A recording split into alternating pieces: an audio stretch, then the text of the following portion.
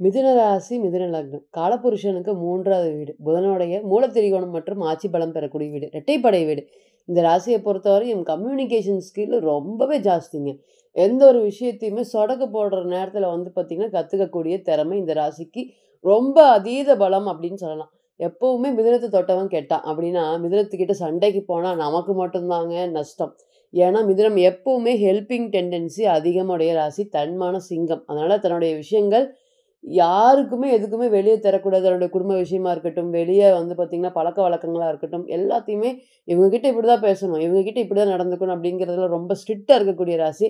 ஆனா என்ன, இவன் நல்லவன் யாரு, கெட்டவன் யாருன்னு தெரியாத ராசி. யாருக்குமே வந்து பார்த்தீங்கன்னா, களங்கம் விளைவிக்காத ராசி. அவன் வாழ்க்கைய அவன் வாழ்ந்துட்டு போயிறான். எப்பவுமே மிதுனம் ஸ்ட்ரெய்ட்டா சண்டைக்கு போகவே போகாது. நல்லா பார்த்தீங்கன்னா தெரியும்.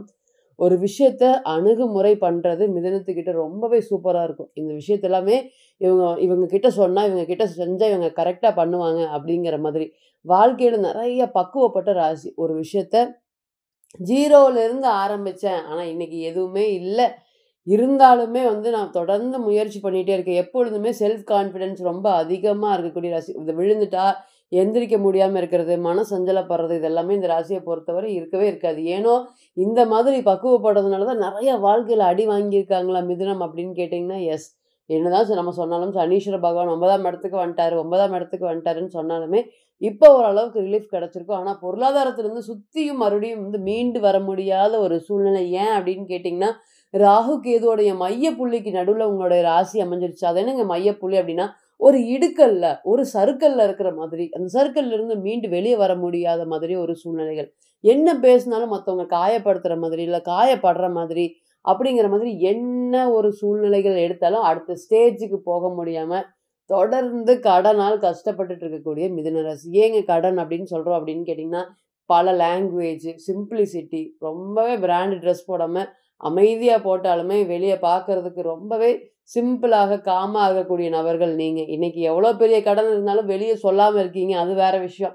ஏன் அப்படின்னு கேட்டீங்கன்னா, இந்த ராகுவும், கேதுவோடைய மையப்புள்ளிக்கு நடுவுல ஒரு கிரகம் இருந்தாலோ, இல்ல ஒரு ராசி இருந்தாலோ, அது எல்லாமே தன்னுடைய எப்படி தன்னுடைய தவளையில வாய்க்குள்ள போடுற மாரி, அந்த மாதிரி ராகு கேதுக்குள்ளார உங்களுடைய ராசி போன மாதிரி இருக்கு. அப்ப எதுவுமே என்னால சுயந்திரமா செயல்படவே முடியவே இல்ல அப்படின்னு இந்த காலத்துல நீங்க சொல்லலாமா? அப்படின்னு கேட்டீங்கன்னா, எஸ் சொல்லலாம். அதேபோல மத்தவங்க எல்லாரையும் இன்னைக்கெல்லாம் ஆடிட்டு இருக்காங்க. உங்க முன்னாடி ஆட விட்டு நீங்க வேடிக்கை பார்த்துட்டு தான் இருக்கீங்க. உங்களால அவங்கள ரியாக்ட் பண்ண முடியல. எதுவும் சண்டை சச்சரவுகள் போட முடியல. எப்படி இருந்தீங்க?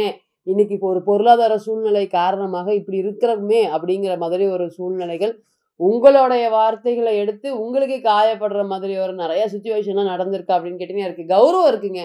பணம் இருக்கா அப்படின்னு கேட்டீங்கன்னா இல்ல. அந்த பணத்துக்கு பிரச்சனை இருக்கா? தொழில் ஓடுச்சா அப்படின்னு கேட்டீங்கன்னா இல்ல. இது எல்லாத்துக்கும் காரணம் ராகு மற்றும் கேதுவோடைய மைய புள்ளியில நெறைய கிரகங்கள் மாட்டுனதுமே, நெறைய வாழ்க்கையில சர்க்கல்கள் 5ஆம் இடத்துல கேது இருந்தாரு. இன்னைக்கு பாருங்க 4ஆம் இடத்துல இருக்காரு. அம்மாலாம் "நீ யாரு? நான் யாரு?" அப்படின்னு கேட்கிற அளவுக்கு ஒரு சூழ்நிலைகள். நெறைய பொருளாதாரம் சம்மந்தப்பட்ட உதவிகள் பண்ணியிருந்தாலும், இன்னைக்கு "இல்ல எனக்கு எல்லாருமே ஒரே மாதிரி தான். நீயும் ஒரே மாதிரி தான். அவங்களும் ஒரே மாதிரி தான்." அப்படிங்கிற ஒரே வார்த்தையோட பேசி முடிச்சுருவாங்க. உங்க மனச சொல்லாம காயப்படுத்தியிருக்காங்க. நெறைய விஷயங்கள் தடுக்கி, தடுக்கி வாழ்க்கையில நெறைய விழுந்திருக்கீங்க. எதுவுமே வேலை இல்லாதவனுக்குலாம் நெறைய வேலை வாங்கி குடுத்துருக்கீங்க. ஹெல்ப் பண்ணியிருக்கீங்க. இன்னைக்கு ஒரு விஷயம் உங்களுக்கு வேணும் அப்படிங்கும்போது கிடைக்கவே மாட்டாம இருக்குது. யாருமே எங்ககிட்ட உண்மைய சொல்ல மாட்டேங்கிறாங்க. நான் நல்லா பழகுறேன், பேசுறேன். ஆனா மனசுல ஒண்ணு வச்சுட்டு வெளிய ஒண்ணு பேசுறாங்க. உண்மை சொல்ல மாட்டேங்கிறாங்க. அந்த உண்மை எனக்கு முன்னாடியே தெரியும் அப்படின்னாலும் அது பெருசா கண்டுக்காம போயிடுறாங்க. ஏங்க இந்த மாதிரி எங்களுக்கு மட்டும் நடக்குது? அப்படிங்கிற மாதிரி உங்களோட மனசுல 1000 கேள்விகள், கவலைகள். எஸ் நிச்சயமா மிதுன ராசிக்கு நம்ம என்ன நல்லா இருக்கு, நல்லா இருக்குன்னு சொன்னாலுமே, பொருளாதாரம் சார்ந்த கிரகங்கள் எப்படி இருக்கு? மனதளவுல நல்லா இருக்கீங்க. பொருளாதாரம் எப்படி இருக்கு அப்படின்னு கேட்டீங்கன்னா, மைனஸ் தான். ஏன் அப்படின்னு கேட்டீங்கன்னா, கேது, இந்த பக்கம் தொழில் ஸ்தானத்துல ராகு, சனீஸ்வர பகவான் 9ஆம் இடம். கௌரவம் இருக்குங்க.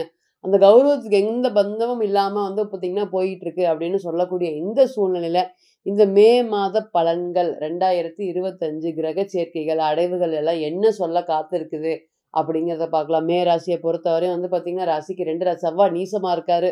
பொதுவா மிதுன லக்னத்துக்கு 11ஆம் அதிபதின்னு சொல்லக்கூடிய செவ்வாய் நீசம் அடையறது நல்லதா அப்படின்னு கேட்டீங்கன்னா, இல்ல.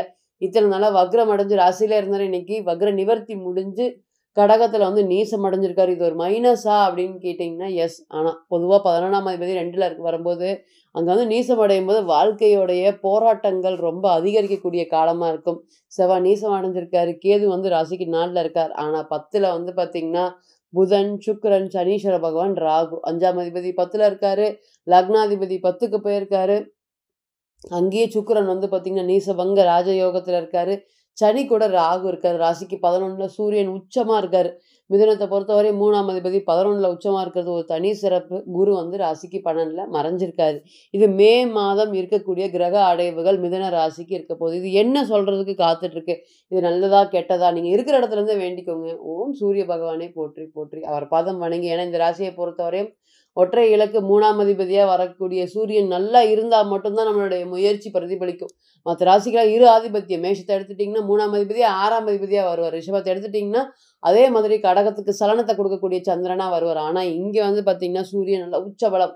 3ஆம் அதிபதி 11ஆம் இடத்துல உச்சம் பெறது ஒரு அதிசிறந்த யோகம். என்னதான் 11ஆம் அதிபதி வந்து பார்த்தீங்கன்னா, செவ்வாய் நீசமா இருந்தாலும் அந்த 11ஆம் வேலையை செய்யறதுக்காகவே சூரியன் நல்லா பலமா இருக்காரு. அப்ப முதல் தர யோகமாக என்னங்க?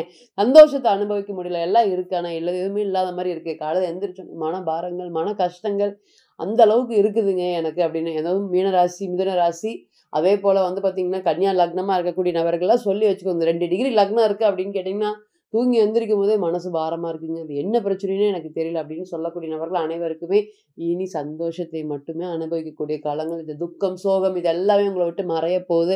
2வது புத்தி கூர்மை, தன்னம்பிக்கை, தைரியம், தன்னுடைய சாமர்த்தியத்தால வெற்றி.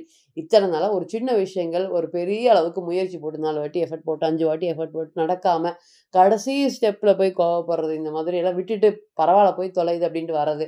இந்த மாரி நெறைய நடந்திருக்கா அப்படின்னு கேட்டீங்கன்னா, எஸ். ஏன் அப்படி விரக்தியா சொல்றோம் அப்படின்னு கேட்டீங்கன்னா, 10 வாட்டி எஃபோர்ட்ஸ் போட்டு ஜெயிக்க முடியாத மிதுன ராசி இருக்கா அப்படின்னு கேட்டீங்கன்னா, இருக்கு. ஏன்னா செவ்வாய் 2லயும் நீசமா இருக்கனால, நீங்க பேசுறது யாருக்குமே பிடிக்காத மாதிரி, ஒரு விஷயத்த நான் போராடுறேன் தொடர்ந்து ஜெயிக்க முடியல அப்படிங்கிற மாதிரி நெறைய கஷ்டங்கள். அது எல்லாமே இனி வரவே வரவே வராது. அதேபோல 3வது தர யோகமாக காசு தங்காமல் கஷ்டப்பட்டுட்டு இருக்கீங்க. பொதுவா பிளானிங் அப்படிங்கிறது மிதுன ராசிக்கு ரொம்பவே சூட் ஆகும். ஏன்னா காலபுருஷனுக்கே பிளானிங் குடுக்கக்கூடிய ராசி. அப்ப நீங்க எது போட்டாலும் பிளானிங் அதுவுமே காசு சம்மந்தப்பட்ட விஷயத்துல இந்த இந்த நேரம் இது வரப்போது, இத அடைச்சிரலாம். இந்த நேரம் இது பண்ணப்போது அடைச்சிரலாம் அப்படிங்கிற மாதிரி இருக்கக்கூடிய அனைத்து சூழ்நிலைகளுமே இனி வந்து எல்லாரையும் பொதுவாக மிதுன ராசி மற்றும் மிதுன லக்னத்திற்கு கடகம் சம்பந்தப்பட்ட விஷயங்களும் சரி, சிம்மம் சம்பந்தப்பட்ட பொருளாதாரம் சார்ந்த யோகங்கள் இனி வரதுக்கு காத்துட்டு இருக்கு. குடும்பத்துக்காகவே அர்ப்பணிச்சு வாழ்ந்த உங்களுக்கு, இன்னைக்கெல்லாம் ஊர விட்டு வெளிய போய் ஏதாவது பண்ணலாமா? இவனுங்க மத்தியில வாழ்றதே கஷ்டமா இருக்குதுங்க. எது பண்ணுனாலும் நல்லது பண்ணாலும் பேசுறானுங்க, கெட்டது பண்ணாலும் பேசுறானுங்க. அப்படி கரிச்சு கொட்டுறாங்க அப்படிங்கிற மாதிரியான கேள்விகளுக்கு கண் திருஷ்டிகள் தாங்க மிதுனத்த பொறுத்தவரை 1000. நீங்க போட்டிருக்க ட்ரெஸ் வந்து பார்த்தீங்கன்னா, ரூ. 10,000 அப்படின்னு சொன்னாலும் சரி, ரூ. 1000 சொன்னாலும் சரி, எவனும் நம்ப போறதில்ல. இல்ல இதெல்லாம் ரொம்ப காஸ்ட்லியா இருக்கும் அப்படிங்கிற மாதிரி, எப்பவுமே உங்களுடைய காழ்ப்புணர்ச்சிகள் ரொம்பவே அதிகமா இருக்கும். அதுவும் சின்ன ரொம்ப கம்மி விலைக்கு வாங்கி ட்ரெஸ் போட்டிருந்தாலுமே, அதைய பார்க்கறதுக்கு, கண் வைக்கிறதுக்கு 1000 பேர் இருக்காங்க. அதனால நீங்க என்ன கஷ்டப்படுறீங்க அப்படிங்கிறத மத்தவங்க கிட்ட சொன்னாலுமே, அதையும் மத்தவங்க புரிஞ்சுக்காம ஏளனமா பேசுறதுக்கு தான் காத்துட்டு இருக்காங்க. அதனால தன்னுடைய பேச்சு உண்டு, தான் உண்டுன்னு ஒதுங்கி இருக்கக்கூடிய இந்த காலத்துல, உங்களுடைய பொருளாதாரம் சம்மந்தப்பட்ட விஷயங்கள் சீக்கிரமா வரும். 5ஆம் அதிபதி 10ல இருக்கிறனால தொழில் சார்ந்த விஷயத்துல கிடைக்கக்கூடிய யோகங்கள் அபரிவிதமா இருக்கும். அதுல எந்த ஒரு மாற்றமும் இல்ல. தொழில் சார்ந்த விஷயத்துல மிதுனம் அடுத்த ஸ்டெப்புக்கு போகலாங்க.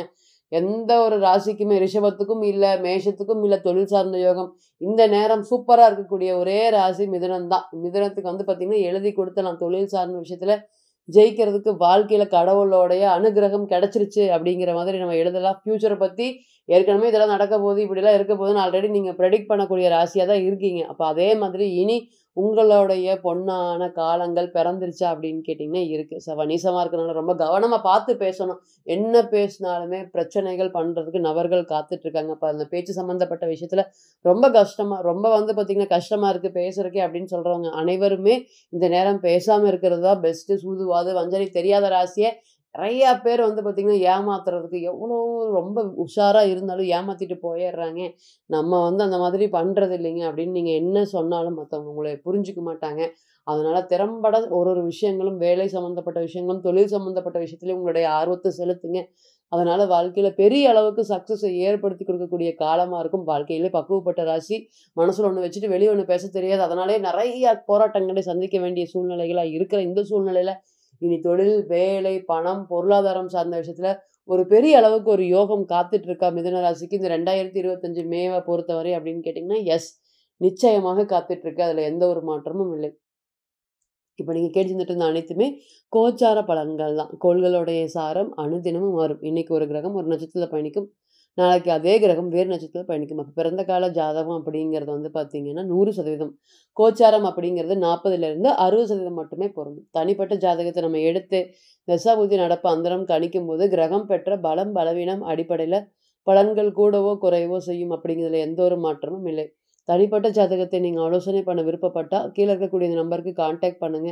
நான் வணங்கக்கூடிய நரசிம்மர் உங்க எல்லோருக்குமே நல்ல வளமான வாழ்க்கையை ஏற்படுத்தி தர நிச்சயமா பிரார்த்தனை பண்ணிக்கிறேன். மீண்டும் ஒரு பதிவில் உங்களெல்லாம் சந்திக்கும் வரை உங்களிடமிருந்து விடைபெறுவது உங்கள் அஸ்ட்ரோ புவனேஸ்வரி. நன்றி, வணக்கம்.